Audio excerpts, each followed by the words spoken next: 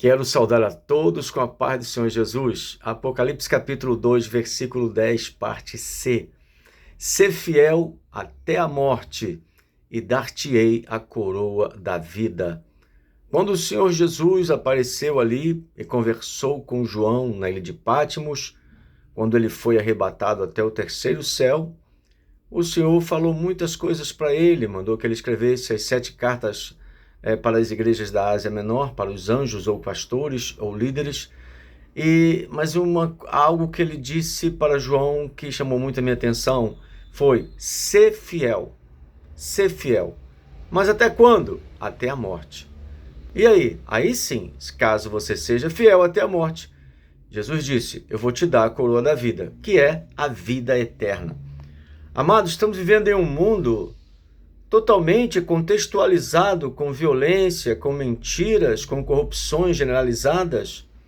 Estamos vivendo em um mundo cujo contexto é sangue, é maldade, é crueldade e é todo tipo de pecado que se possa imaginar, que se possa pensar. E nós, os servos de Deus fiéis ao Senhor, não podemos e não devemos olhar para trás.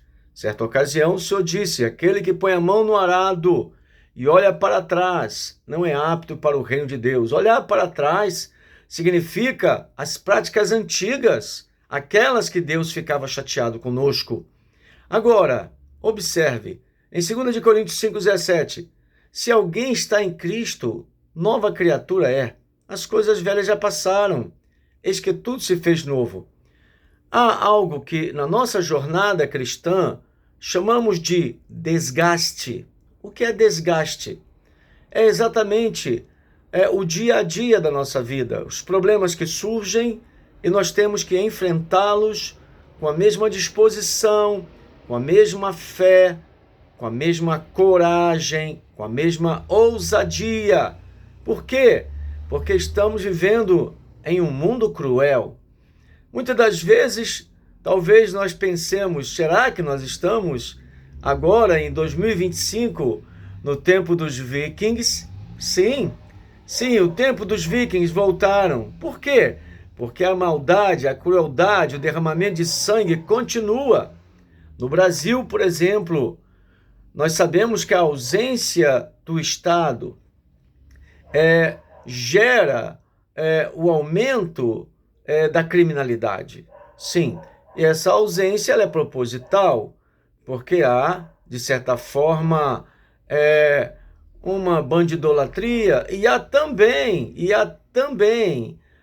uma espécie de combinado, e nós sabemos que vivemos em um tempo de surpresas, a grande maioria delas são desagradáveis, e nós, que somos servos do Senhor, temos que focar no que o Senhor Jesus falou em Marcos capítulo 16, versículo 15 em diante: ide por todo o mundo e pregai o evangelho. Então, pregar o evangelho é para todos aqueles que amam o Senhor Jesus. Um dia ele esteve no Calvário e ali ele derramou todo o seu sangue e não teve piedade de si mesmo, mas sabia que era para um bem maior. E qual é o bem maior? É que o sangue de Jesus, que nos purifica de todo o pecado, e a sua ressurreição, que nos justifica diante de Deus, é a nossa única opção para um dia chegarmos no céu. Então, quando nós olhamos para o Senhor dizendo: ser fiel até a morte e dar-te a coroa da vida, não é fácil. Alguns vivem 20 anos, alguns vivem 30, outros 40, outros 50, mas não importa o número de anos que você viva sobre a terra. Na condição de servos de Deus, você e eu precisamos contar com uma vida totalmente dependente de Deus. Por isso ele fala ser fiel até a morte, mas ele não nos entrega como um barco à deriva. Ele diz também em Mateus capítulo 28, versículos 19 e 20, que estará conosco todos os dias, até a consumação dos séculos. Então, não vai nos deixar desamparados. Não vos deixarei órfãos. Ele é o bom pastor, ele nos guia.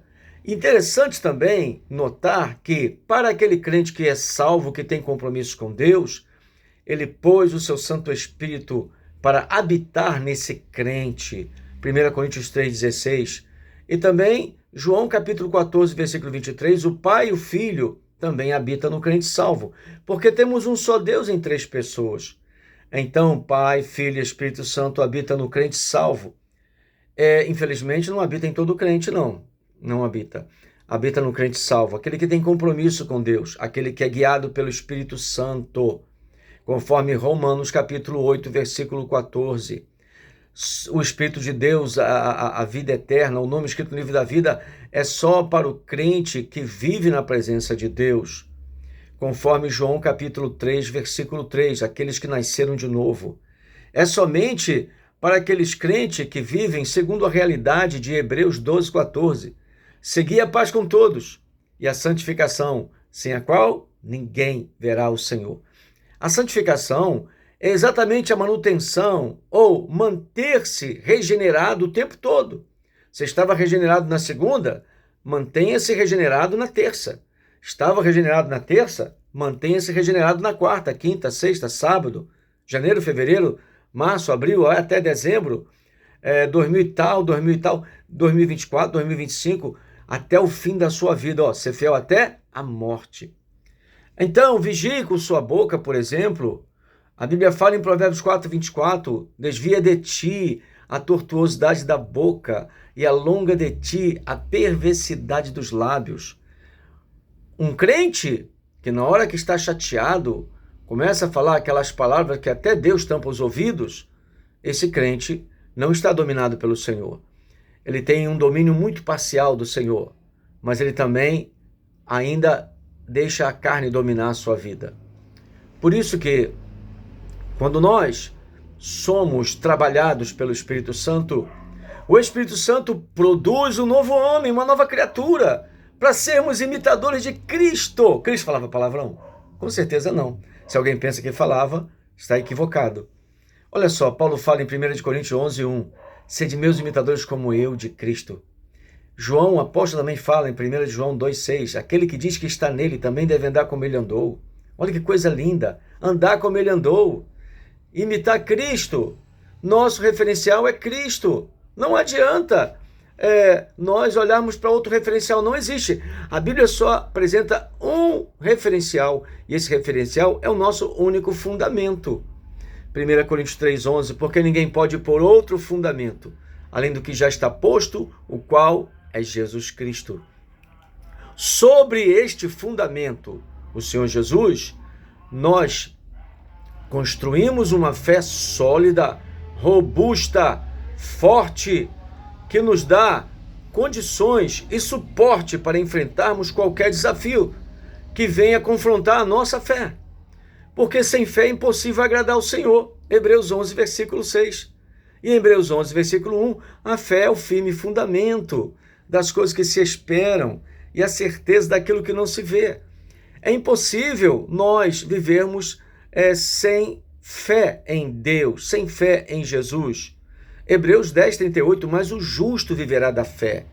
E se ele recuar, a minha alma não tem prazer nele. Então, a Bíblia fala em Romanos 5,1, sendo, pois, justificados pela fé, seremos por ele beneficiados. Então, a fé nos justifica. Nós sabemos que a fé, ela é necessária na nossa vida 24 horas por dia.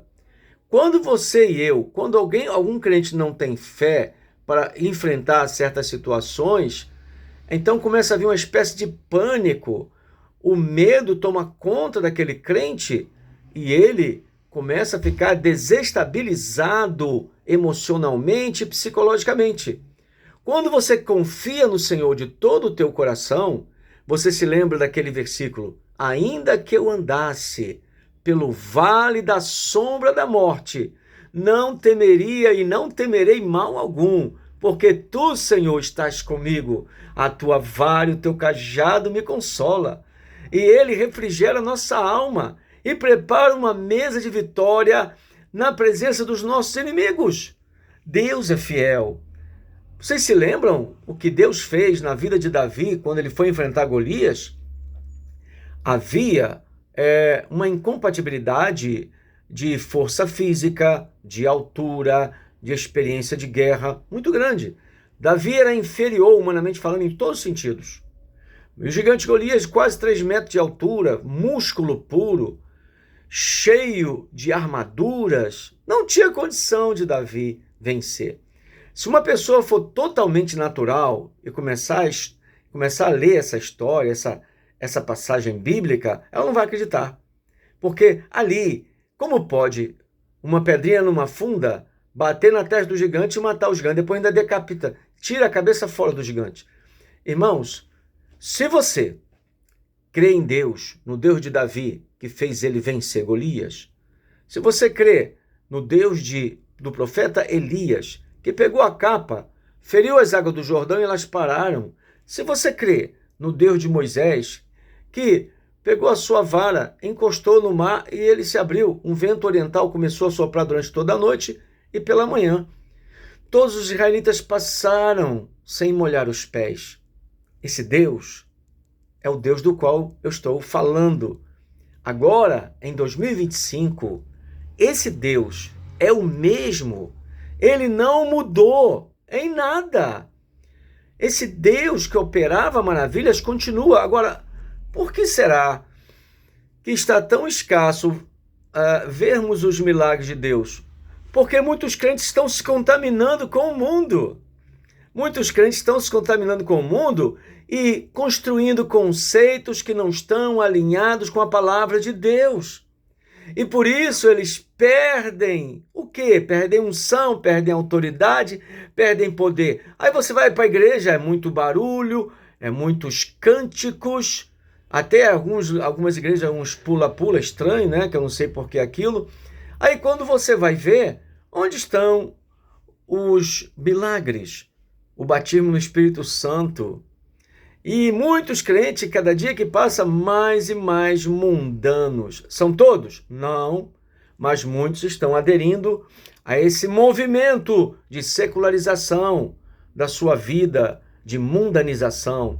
Estão adquirindo costumes que eles são somente para os ímpios e não para aqueles que temem a Deus. A falta de contato com o Espírito Santo, a falta de contato com Deus gera essa perda de identidade cristã. Então é necessário que muitos se arrependam dessa condição horrível que foi adquirida ao longo de meses e anos, dependendo de cada caso. Cada caso é um caso. Mas nós temos que tomar muito cuidado, porque o Senhor, Ele vai levar em consideração tudo que a gente faz, tudo que a gente fala, tudo que nós pensamos, tudo que fazemos, porque somos monitorados 24 horas por dia pelos olhos de Deus. Não existe ninguém que possa dizer: Senhor, essa parte da minha vida, essa parte do meu pensamento, tu não sabes. Isso é impossível. É impossível. Nós servimos um Deus onipotente, onisciente, onipresente. Ele está presente coletivamente, ok? E ele está presente individualmente. Por isso, nós precisamos viver uma vida irrepreensível, conforme 1 Tessalonicenses, capítulo 15, versículo 23. E todo o vosso espírito e alma e corpo sejam plenamente irrepreensíveis para a vinda do Senhor. Quer dizer, espírito, alma e corpo, eu falei, capítulo 5, versículo 23, de 1 Tessalonicenses.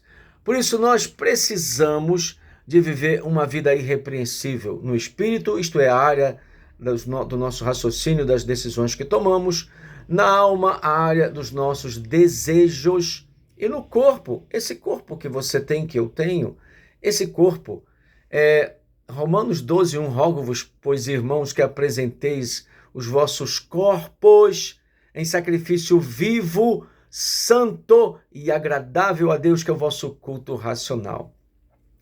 E o versículo 2 de Romanos 12, e não vos conformeis com este mundo, mas transformai-vos pela renovação do vosso entendimento, para que experimenteis qual seja a boa, agradável e perfeita vontade de Deus. Primeiro tem que haver uma transformação no entendimento, para depois a vontade de Deus, quer dizer, a nossa vontade está de acordo com a vontade de Deus e ela seja agradável, ela seja perfeita. Porque Deus, ele nos quer imitando o seu Filho, o Senhor Jesus, que ele foi enviado ao mundo para servir de padrão. Por quê? Porque o primeiro Adão, infelizmente, ele não serve de padrão. Em 1 Coríntios 15, 21 em diante, assim como a morte veio por um homem, a ressurreição dos mortos veio por um homem, porque assim como todos morrem em Adão, assim todos serão vivificados por Cristo. Ora, em Adão, todos têm um legado de morte, de condenação. Por isso, em Romanos 3,23 fala, porque todos pecaram e destituídos estão da glória de Deus.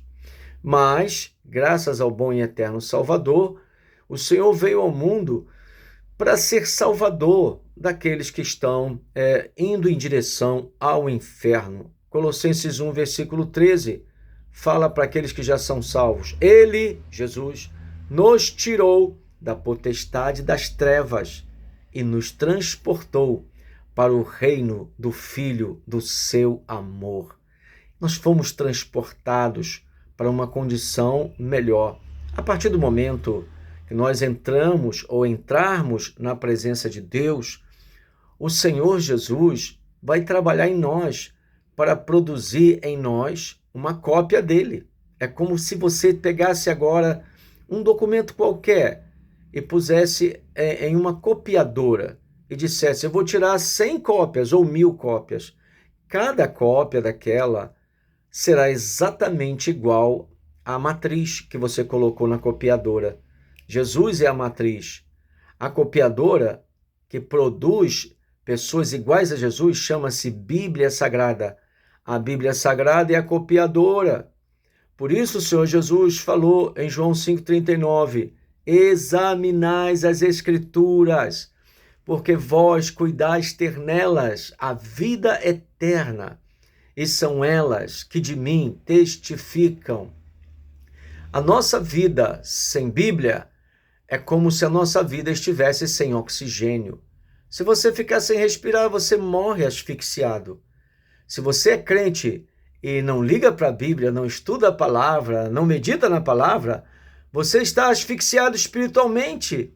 Você não tem futuro com Deus. Não tem.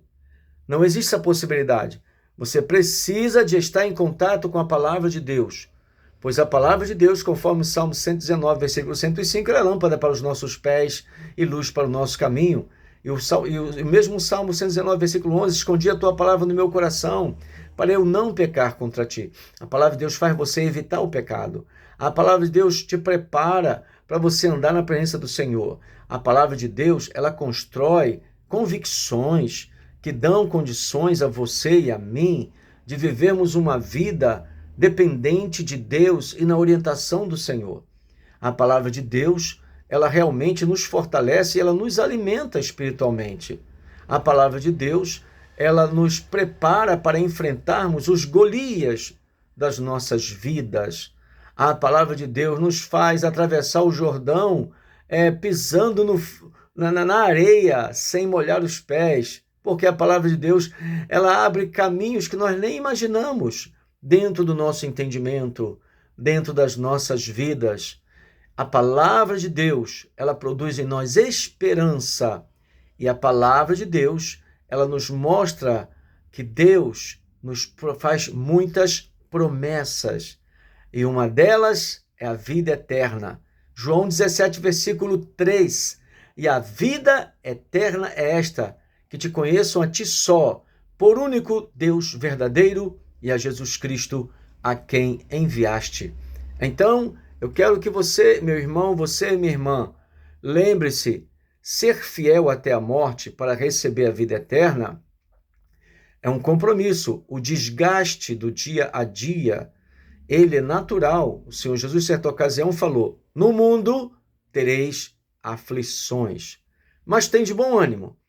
Então, a parte de Deus, você não vai fazer nunca. E a sua parte, Deus também não vai fazer. Quando Jesus quis ressuscitar Lázaro, irmão de Marta e Maria, ele disse para que os judeus tirassem a pedra. Mas a irmã falou, uma das irmãs disse: Senhor, cheira mal, já está sepultado há 4 dias.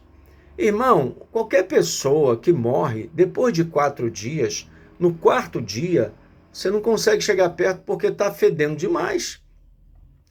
E o Senhor Jesus simplesmente ignorou o que ela falou. Ele já tinha dito para ela: eu sou a ressurreição e a vida.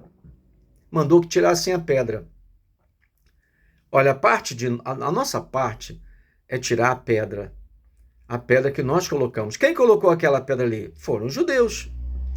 Não foi Jesus. Então Jesus falou assim: tirai a pedra. Não foi ele que tirou. A parte que ele pede para nós é possível ser feita. Se ele jamais vai pedir para nós fazer algo que não possa ser feito. Deus é sábio. Então, quando ele te pedir alguma coisa, quando ele falar para você fazer alguma coisa, pode fazer tranquilo, porque ele ainda te ajuda a fazer. Agora, o milagre, deixa com ele. Até porque, se eu ou você orarmos para uma pessoa que está morta e ela ressuscitar, é promessa de Deus. Marcos 16, 15 em diante. Ressuscitar os mortos. Agora, quem é que ressuscita? Você ou eu? Quando ele fala ressuscitai, é no poder do Espírito Santo, não é no teu poder. Sai o Espírito Santo da tua vida ou da minha, como é que tu vai ressuscitar um morto? Sai o Espírito Santo da tua vida ou da minha, como é que vai curar os enfermos? Sai o Espírito Santo da tua vida e da minha, como você vai falar em língua estranha? Não existe possibilidade. Certa ocasião ele disse: sem mim, nada podeis fazer. Então, que fique bem claro uma coisa. Ele dá o Espírito Santo para nós, e quando nós buscamos, tem dons espirituais, que são ferramentas de trabalho espiritual. Agora, milagres, cura divina, uma pregação assim sábia, convincente, transformadora, é graças ao Espírito Santo. Eu e você somos apenas, irmão, como um rádio que transmite a voz do locutor, mas somos apenas o rádio. O locutor é que fala no rádio, não é isso? É Jesus que fala no crente salvo. É Jesus, a inspiração do Espírito Santo que fala. E por isso precisamos levar muito a sério as coisas de Deus. Deus é santo e precisamos ser santo. Ser santo no pensar, no agir, em toda a nossa maneira de viver.